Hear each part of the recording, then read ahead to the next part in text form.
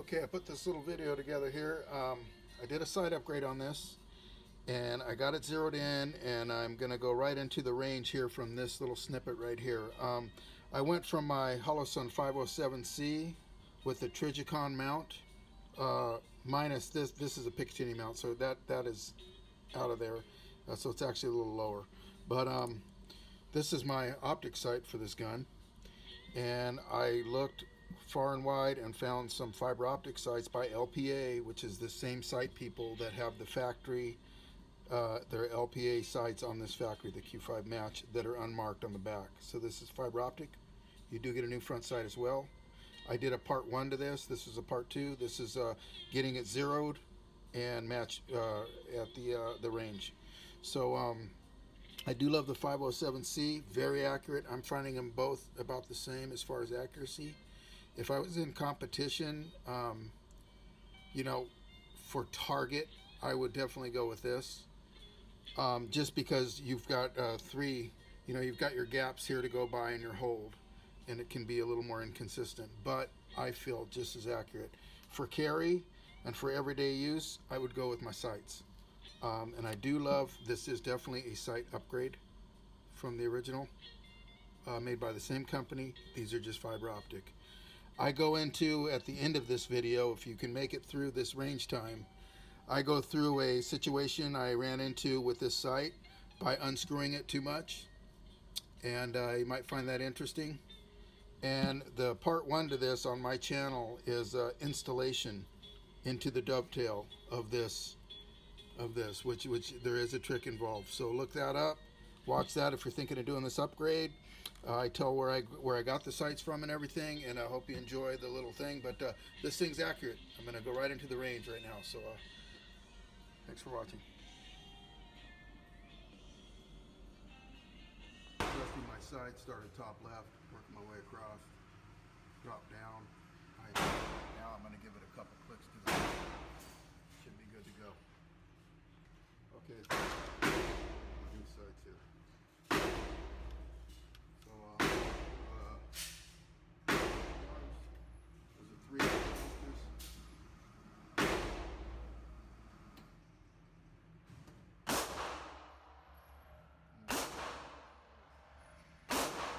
little bit.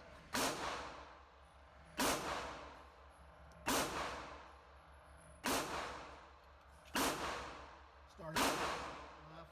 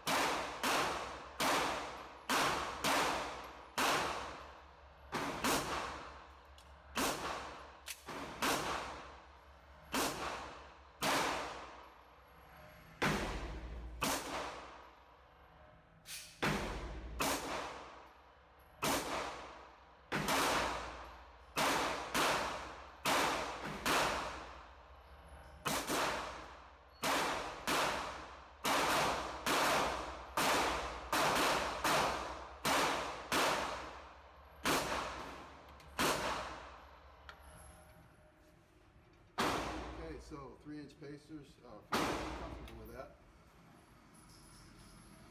10 yards, and not bad. I'm tending to pull to the left a little. I'm not giving. Yeah, this Lawman's kind of junk ammo, I will say.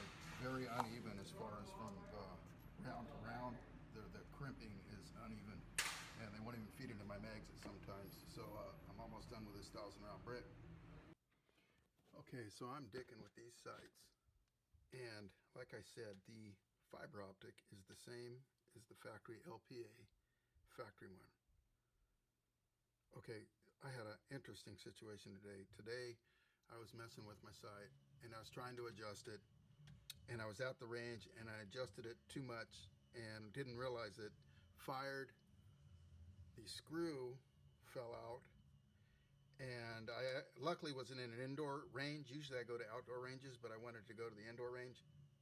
My screw popped out, and I did find it on the floor, and I screwed it back in, but there was no tension. So I'm going, damn, there must be a spring that popped out, that boinged out. Anyway, you're not going to believe this. So anyway, went over to my HK45 and fired that and put this away. I was driving home, and I started to stroke my goatee like I do when I'm thinking. And I'll be damned if there wasn't a chunk of something in my goatee, which is very rare, actually. So I'm thinking it's a cookie from last night or something like that, you know, and I happened to look at it, and I didn't have my glasses on, and it almost looked like a piece, not to gross you out, but a piece of dried up raisin or something. And then I got to looking at it before I chucked it, and it was my damn spring was stuck in my goatee.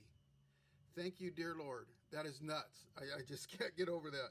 Anyway, so I come home, and being I got a new replacement sight, this new one, I can't figure out how it goes back together. And there's no schematics and really no how-to on these. So I grabbed my original one. I backed the screw out. It comes right out. What you see up under here is it'll pivot on this little roll pin. And there's actually two springs. And they sit in a trough. There's a trough for both springs, a little inlay where they sit. You know, because I was trying to go in through the top here with the spring, and there's no freaking way. Then I was thinking, okay, it goes up under there and then threads. There's no way. So what it is there's two little trough places. I'm one spring short, so I'm robbing one from my old sight. Okay, and they just sit in that trough. So I'm going to try to insert these back into that trough, and then basically just go back down with my center screw. But there, you don't want to mess with stuff too much when it gets to this tricky stuff, almost like a watch, seriously. So I'm going to try to place these in with these little needle nose pliers, and they sit in. This is the first time I'm attempting this, so it's a trial and error here. And now these have gotten magnetic because you just messing around with them, and they get that way. I'm going to try to feed both these in the, you can't pick that up in the camera, but there is two little inlets where that spring's going to sit on the outside so you can get to them. Then you're just going to put tension down and start your screw and basically start all over. So that's what I'm going to attempt to do. I'm going to, actually I'm going to go fast speed, and you can bear this with me.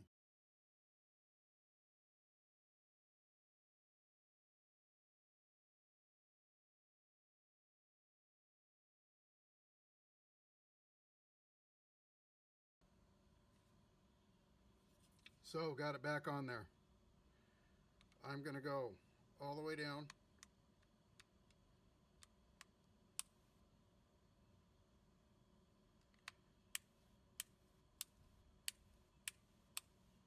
These are strong positive clicks. Let me tell you, this thing's under pressure. So I'm going to go through this whole scene I just did. That's all the way tight. So as I got them tight, I'm going to go ahead and make sure these are cranked down. I'm going backwards. Make sure it is seated. Seated, cranked down. They didn't move, so that's a good thing. And this is just, you know, my experience with these. I'm going through this motions. So there we go. I'm all the way cranked down, and then I am going to bore sight this thing in. But I got my springs in there. That's how you do it. It's a pain in the ass. I probably made it harder than it is. My eyes are terrible. They're getting worse and worse. My reading eyes, anyway. My regular sight is pretty good. But, you know, that's the deal. It's I want to get these sights zeroed in and go from there. But I did have to rob a spring from this, so it's kind of cool that, and I do have one more spring in there. I'm going to make sure that all stays together good. I got an extra screw. So this blade on this too is kind of an off size. I use this, but I'm more used to a screwdriver, so that's why I use a screwdriver. And I shaved that one down for the front side anyway, so it worked good. I was curious. I was at the point where, I'll use one spring if I have to, but I don't think you'll get as positive.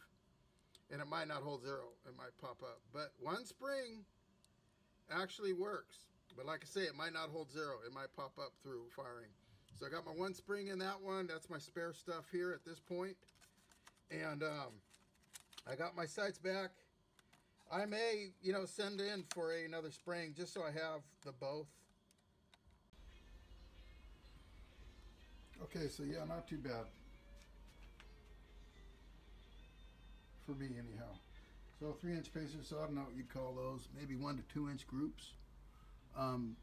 Best I can do with a 9mm, and best I've done with a 9mm at 10 yards. So this gun is accurate, and I'm loving it, and it's definitely a keeper.